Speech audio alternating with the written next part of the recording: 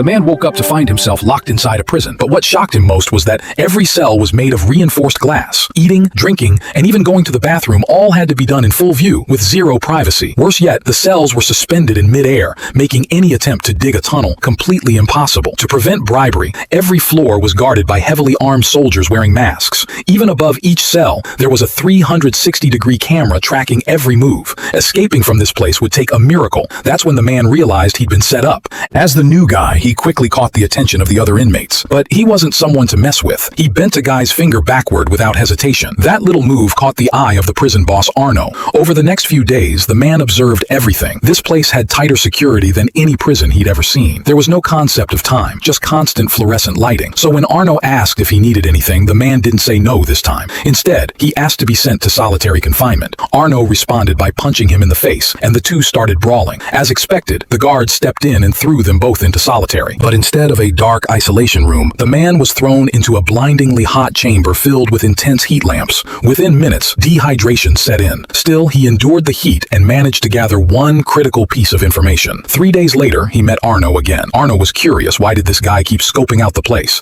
The man told him he'd explain everything if Arno could get him a round metal disc. Arno refused at first, but then turned around and snitched to the guards. He was dragged into the interrogation room by the warden, but instead of giving a straight answer, Arno went off topic, then drew a ridiculous picture of a perfect butt on a piece of paper. Furious, the warden ordered him tortured. They forced a thick hose into his mouth and pumped him full of liquid until he nearly burst. Just when they stopped, Arno ducked under the table and snatched off a sewer grate. Holding the metal disc in hand, the man finally revealed the truth. He was a professional escape artist who'd been framed and needed to break out to take revenge. But he needed to return to solitary one more time. After observing the prison's layout, he realized the entire structure was vertical, with each section separated. The most likely exit was either below or hidden in a cave. Solitary had a 70% chance of leading upward. If he got inside again, he wouldn't need any tools to escape. The area had high moisture, which should have called for rivets, but they used stainless steel instead. Over time, that steel would corrode. If he polished a metal strip with toothpaste and heated it up, the rivets would expand and pop out of the panels. Arno then picked a fight with his rival while the man hit a piece of bread.